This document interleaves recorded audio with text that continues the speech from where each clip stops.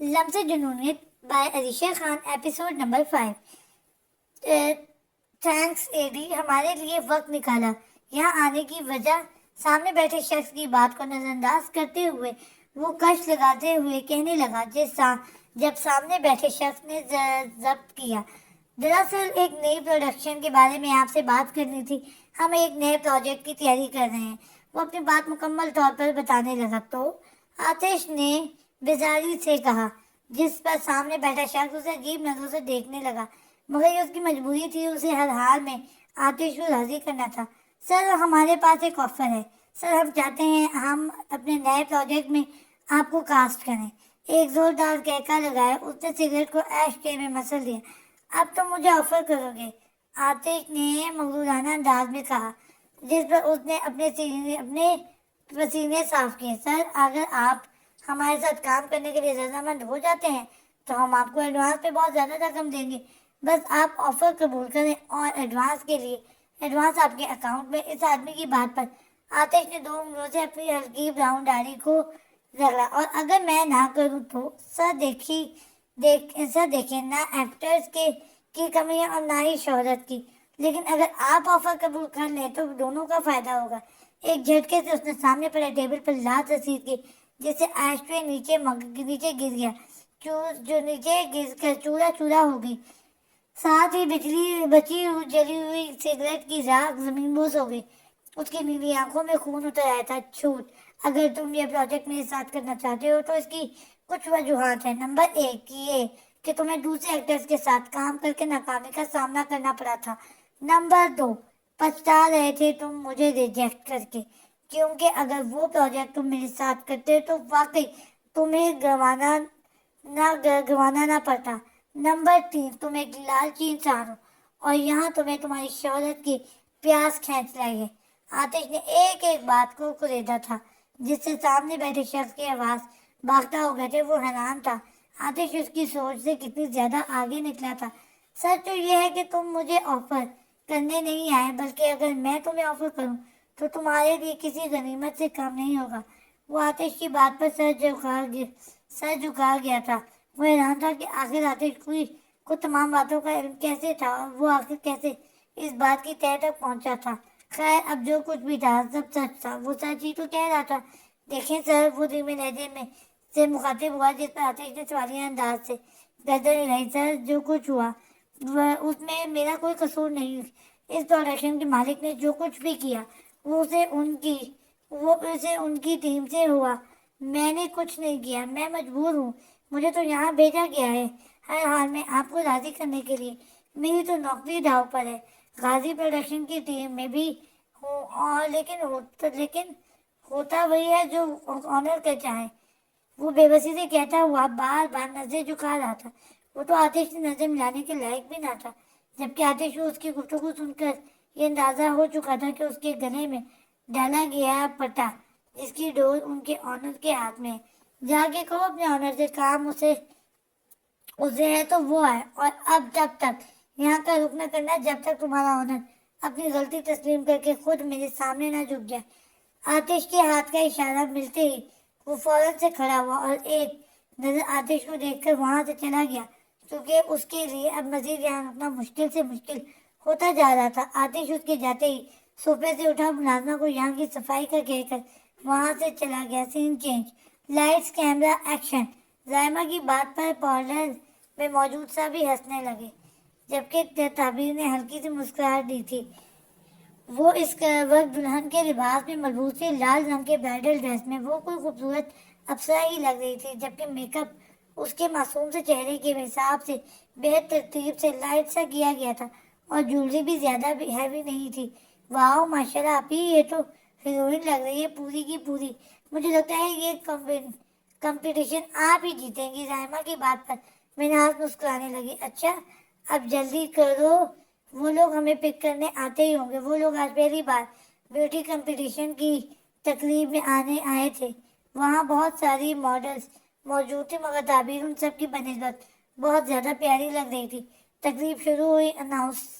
Announcer ने एक एक मेकअप आर्टिस्ट का नाम अनाउंस किया। बहुत सी मेकअप आर्टिस्ट मुख्तलिफ वजूहात की वजह से फेल होकर واپس اپنی کرسی پر آ بیٹھی تھی.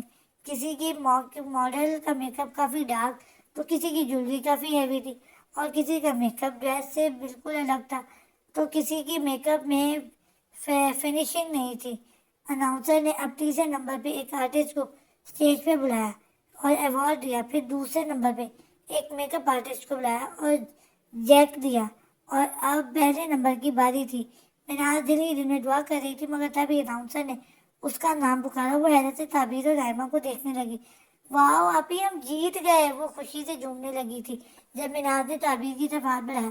جسے تعبیر تھام گئی. وہ دونوں اسٹیج پر گئے تھے جہاں انہیں ایوارڈ کے ساتھ ساتھ چیک بھی ملا تھا اور مناز کو best make up artist select کیا تھا. آپ سے وہ انڈسٹری میں کام کرنے والے ماڈلز اور ایکٹرز کا میک اپ کیا کرے گی. اسے اتنی بڑی کامیابی ملی تھی. تعبیر کی فوٹو شوٹ کی جا رہی تھی. ہر اینگل سے سب کی نظریں تعبیر پر تھیں. وہ چاند کی طرح چمک رہی تھی. تعبیر میرے خیال سے تم اپنا ڈریس یہیں پر چینج کر لو. میں تمہارا ڈریس لائی ہوں. بہت رات ہو گئی. تم اس طرح دلہن کے بیس میں گھر کیسے جاؤ گی. رائمہ کی بات پر تعبیر نے اس بات میں سہ ہلایا اور اس کے بتائے گئے روم کی طرف چلی گئی. وہاں بھی روم تھے. اسے اس جگہ پر بہت رومز دیکھ کر کچھ عجیب سا محسوس ہو رہا تھا. کس میں جاؤں کس میں. وہ کشمکش میں مبتلا ادھر ادھر دیکھ رہی تھی جب ایک دروازہ کھلا نظر آیا اور اس طرف بڑھی. مگر اندر جانے سے پہلے ہی جب اس کی نظر اندر کے منظر پہ پڑی تو وہ شرم سے پانی ہو گئی.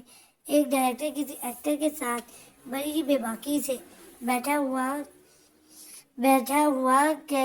گپے لگا رہا تھا. جب سامنے کھڑی لڑکی پر نظر گئی تو وہ دونوں دور ہو کر بیٹھے. تعبیر نے اچانک سے اپنا رخ بدلا اور دوسری طرف چلی گئی. سین چینج. آج ان کا لیکچر کافی دیر تک چلا تھا. شاویز لیکچر سننے میں مصروف تھا مگر تبھی لیکچرر نے کسی پر غصہ کیا جس پر وہ پیچھے کو دیکھنے لگا کیونکہ سب سے پہلی بینچ پر تھا. جبھی اسے پلٹ کر دیکھنا پڑا. آپ دونوں کب سے باتیں کی جا رہی ہیں. اگر آپ لوگوں کو لیکچر اٹینڈ نہیں کرنا تو کائنڈلی کلاس سے باہر چلی جائیں. پوری کلاس کی کوئی ڈسٹرب نہ کریں. لیکچرر کی بات پر شاویز کی نظر سب سے پہلے پیچھے والی سیٹ پر گئی جہاں دو لڑکیاں بیٹھی ہوئی تھی جن میں سے ایک حریم بھی تھی. وہ حریم. آپ فوراً سے کلاس سے چلی جائیں اور ساتھ آپ بھی. انہوں نے دونوں کو اشارہ کرتے ہوئے کہا. جس پر حریم کی نظر شاویز پر گئی وہ اسے ہی دیکھ رہا تھا. نیکسٹ ایسا نہیں ہوگا please. Sorry about this. Hareem کی معصومانہ انداز میں انہوں نے کچھ سوچا. دین آپ یہاں فرسٹ بینچ پر آ کر بیٹھے. شاویز نے ناسمجھی سے سامنے کھڑے لیکچرر کو دیکھنے لگا جو حریم کو اس کے ساتھ بیٹھنے کا حکم دے چکے تھے. وہ چلتے ہوئے اپنا بیگ اٹھا کر شاویز کی سیٹ کے قریب آئے. شاویز نے اپنا بیگ اٹھایا اور دور ہو کر بیٹھ گیا جبکہ وہ جگہ ملتے ہی اس کی سیٹ پر بیٹھ گئی. اب وہ دونوں ہی لیکچر سننے میں مصروف تھے. لیکچر ختم ہوتے ہی شاویز اپنی کتابوں میں مصروف ہو گیا جب حریم کی بات پر اس کی طرف متوجہ ہوا. تھینکس. کس لیے. مجھے اپنی بینچ پر جگہ دینے کے لیے. شاویز کے سوال پر وہ مسکراتے ہوئے کہنے لگی. کوئی بات نہیں. شاویز بھی ہلکی سی مسکراہٹ پاس کی. ویسے تم اس دن تو لیکچر میں نہیں تھی تو کیا تم میری ہی کلاس میں ہو. ہاں دراصل اس وقت میں ایکسٹرا کلاس میں بزی تھی. Extra class. شاویز نے سوالیہ نظروں سے اسے دیکھا. ہاں ایکسٹرا کلاس کیونکہ کل کا لیکچر کافی لیٹ ہوا تھا اس لیے میرا ایکسٹرا کلاس کا وقت ہو گیا تھا تو میں وہاں چلی گئی تھی. میں ڈانسنگ میں انٹرسٹڈ ہوں تو بس اسی وجہ سے میں وہاں پریکٹس میں بزی تھی. حریم نے مکمل بات بتاتے ہوئے کہا جس پہ شاویز تھوڑا سا حیران ہوا. اوہ اچھا گڈ. جی ویسے بریک ٹائم ہو گیا ہے کینٹین چلیں. اس کے سوال پہ وہ اس بات پہ صحیح لاتا وہ اس کے ساتھ کینٹین چلا گیا. ویسے آپ نے بتایا نہیں آپ کہاں رہتے ہیں. آئی مین ڈیفینس کے کون سے ایریا میں. حریم کے سوال پر وہ کچھ پل کے لیے خاموش ہو گیا تھا. وہ میں ڈیفینس کا رہنے والا نہیں ہوں. ایک غریب گھرانے میں رہنے والا شخص ہوں میں. شاویز کے بھی پر وہ تھوڑی شرمندہ ہوئی تھی. بات پر وہ تھوڑی سی شرمندہ ہوئی تھی مگر جلد ہی سنبھل گئی. گریٹ. تو کیا آپ جاب بھی کرتے ہیں. نہیں لیکن آپ اتنے سوال کیوں پوچھ رہے ہیں. بس ایسے ہی. شاویز نے اس کی بات پر سر ہلاتے ہوئے آرڈر دیا جبکہ وہ اسے ہی دیکھ رہی تھی. دونوں نے اپنے حصے کا برگر ختم کیا اور واپس اپنے نیکسٹ کلاس اٹینڈ کرنے چلے گئے تھے. Scene change. हाय, वो उस वक्त अपने रूम में मौजूद थी। जब उसे खिड़की की तरफ से किसी की मर्दाना आवाज सुनाई दी तो वो चौंकी, मगर जब पलट पलट कर खिड़की की जानिब देखा तो जो उसके चारों तरफ रोशन हो गए थे। तो तुम वो अपने रूम में आज अकेली थी क्योंकि हरीम अपनी क्लास फेलो के घर गई थी किसी प्रोजेक्ट को डिस्कस करने।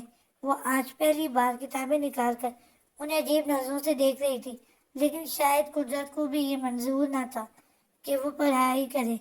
पहचान लिया। ग्रेट।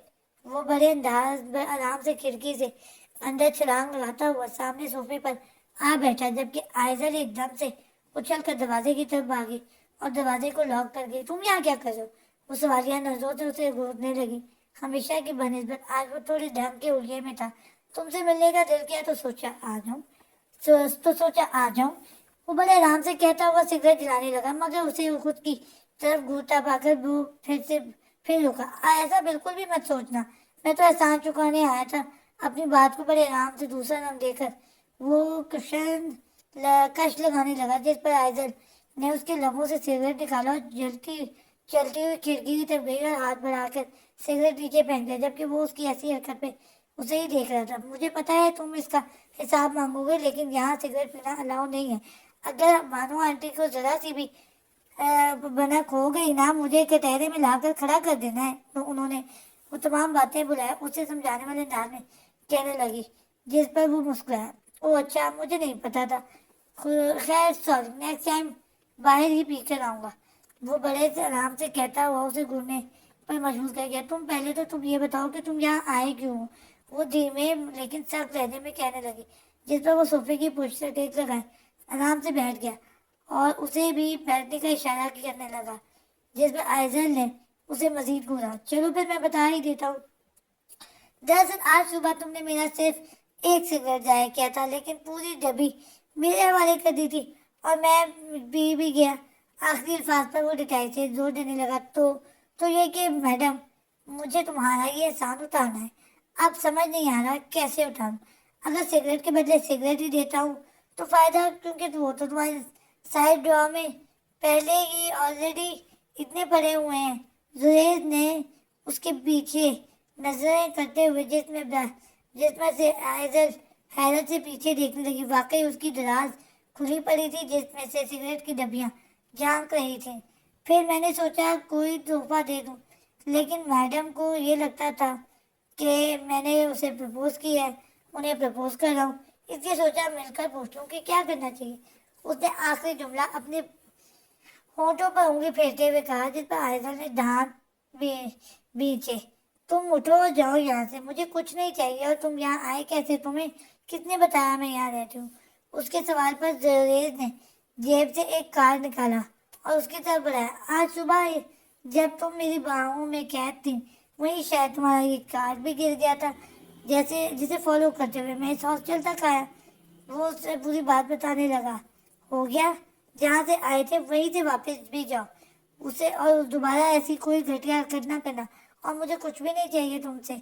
उसे हुक्म सुनाती हुई मुड़ने लगी, जब एक झटके से वो सोफे पर से उठा और उसे अपनी तरफ खींचने लगा, जिससे वो अचानक उसके सीने से लगी।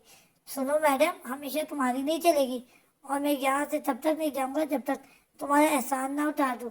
उसे अपने इतने करीब किए सख्त लहजे में कहने लगा, मैं तुम्हारा मुंह तोड़ दूंगी, हटो पीछे। वो इतनी बुरी तरह चीखी थी कि बाहर से गुजरती बानो आंटी ने उसकी ये आवाज सुन ली थी। आइजल, लड़की, क्या हुआ है? ठीक तो हो तुम? अब वो पछता रही थी। उफ, इन्हें भी इसी वक्त आना था, वो परेशानी से कहती हुई कोई बहाना सोचने लगी। आइजल, जी आंटी, दरअसल मैं मूवी देख रही थी, दरवाजा खोलो। इस बार उसके ठीक वाली हवा निकली थी। वो बानो आंटी की नेचर से वाकिफ थी। वो बहुत ही कोई कुरेदने वाली खातून थी, जो हर बात को कुरेद कर असल जड़ तक पहुंचने का हुनर जानती थी। तब तुम जाओ यहाँ से। नहीं तो मैं नहीं जाऊँ। नहीं तो मैं तो नहीं जाऊँगा, जुरैज ने डटाई से कहा। लेकिन उस वक्त उसे कुछ भी किसी के जुरैज को आंटी से छुपाना था। आइजल ने एक झटके से उसे दूर किया और हाथ पकड़ती हुई उसे वॉशरूम तक ले गई, जबकि वो उसकी परेशानी देखकर काफी काफी लुत्फानंदोज हो रहा था। जब तक मैं ना कहूँ बाहर मत आना। انگلی سے وارن کرتی ہوئی بنا اس کی اجازت سے سنے اس کی بات سنے باہر سے لاک کر گئی۔ ارے لڑکی کیوں چیخ رہی ہیں؟ بانو آنٹی نے بانو آنٹی نے ہمیشہ کی طرح آج بھی اسے غصے سے پوچھا۔ وہ بتایا تو تھا، منہ بھی دیکھ رہی تھی۔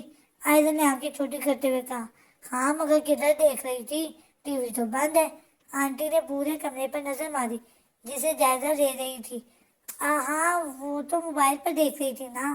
اب آپ نے آ کر پوچھ کر مجھے ڈسٹرب کر دیا، آئزل نے منہ بناتے ہوئے کہا۔ لڑکی کبھی پڑھ بھی لیا کر، امتحانات آنے والے ہیں۔ لیکن تمہیں تو کوئی فکر ہی نہیں ہے۔ باپ ہے کہ بچپن سے جو چھوڑ کر گیا ہے پلٹ کر ایک بار بھی نہیں پوچھا، اور بیٹی انتہا کی لاپرواہ۔ آئزل نے بمشکل خود پر کنٹرول کیا۔ وہ بانو آنٹی کو اس لیے سخت ناپسند کرتی تھی کیونکہ وہ ہمیشہ اس کے ڈیڈ اور اس کے بارے میں ایسے ہی کہتی تھی، جبکہ بانو آنٹی خود بھی آئزل کو بیزار نظروں سے دیکھتی تھی۔ پڑھ بھی لینا کچھ، ایسا نہ وہ باپ اچانک یہاں آ جائے اور اپنی بیٹی کے رزلٹ کارڈ دیکھ کر اسے اٹیک ہی نہ آ جائے۔ آئزل کی اب برداشت سے باہر ہو چکا تھا۔ اس نے غصے سے آنٹی کو باہر دھکیلا اور دروازہ بند کر کے، جبکہ یہ ساری گفتگو زریز سن چکا تھا اور کافی حیران بھی تھا۔ ارے عجیب سرپری لڑکی ہے، وہی کسی کی نہیں سنتی۔ جبکہ آئزل دروازے سے ٹیک لگائے آنکھوں میں آئے آنسوؤں کو صاف کرنے لگی۔ کہیں کا نہیں چھوڑا آپ نے مجھے ڈیڈ، وہ دل ہی دل میں اپنے باپ سے شکایت کر رہی تھی۔ وہ ایک پل میں اتنی زیادہ اداس ہو گئی تھی۔ او تیری، میں نے تو اسے وہ سر پر ہاتھ پہ رکھتی ہوئی واش روم کی طرف دیکھنے لگی۔ مر ہی نہ جائے کہیں۔ وہ بھاگتے ہوئے واش روم کی طرف بڑھی، لیکن یہ کیا، اندر تو اندھیرا تھا اور اس گہرے اندھیرے میں اسے زریز کہیں دکھائی نہیں دے رہا تھا۔ کہیں سچ میں تو نہیں مر گیا؟ سین چینج، توبہ توبہ استغفار، پتہ نہیں کیسے کیسے لوگ ہیں یہاں، اللہ پاک بچائے رکھنا، پتہ نہیں کیا کیا ہوتا ہوگا یہاں۔ وہ بڑبڑاتی ہوئی دوسرے رومز کی جانب بڑھی تھی۔ وہ موبائل پر مصروف چلتا ہوا اپنی وینٹی سے باہر آ چکا تھا، دوسری جانب جا رہا تھا، جب بے دھیانی میں کسی سے ٹکرایا۔ وہ بھی نیچے گرنے لگی تھی جب آتش نے اسے کمر سے تھاما۔ ویسے تو وہ خود سے ٹکرانے والے وجود پر بھڑکنے والا ہی تھا، لیکن اس کے معصوم چہرے کو دیکھتے ہوئے وہ اسے تھام گیا تھا۔ آتش کی نیلی خوبصورت آنکھیں اس کی ہلکی براؤن بڑی بڑی آنکھوں سے ٹکرائی تھیں۔ وہ ایک پل کے لیے گمسا ہو گیا تھا اس کے سراپے خیز وجود میں، مگر وہ ڈری سہمی ہوئی سی اب تک کانپ رہی تھی۔ وہ آتش کو اپنی طرف متوجہ دیکھ کر ڈر رہی تھی۔ اس نے آتش کے سینے پر ہاتھ رکھتے ہوئے اسے خود سے دور کیا اور خود کو سنبھالتی ہوئی کھڑی ہوئی۔ آتش اس کے چہرے کا اڑتا ہوا رنگ دیکھ چکا تھا۔ وہ سمجھ چکا تھا وہ یہاں نئی ماڈل ہوگی، اس لیے وہ ایسے ڈری ہوئی ہے، جبکہ تعبیر کو سامنے کھڑا شخص کسی شہزادے سے کم نہ لگ رہا تھا۔ لیکن وہ اس بات سے بہت اچھی طرح واقف تھی کہ وہ یقیناً کوئی ایکٹر ہوگا، اور ایسے لوگ اچھے نہیں ہوتے ہیں۔ جاری ہے۔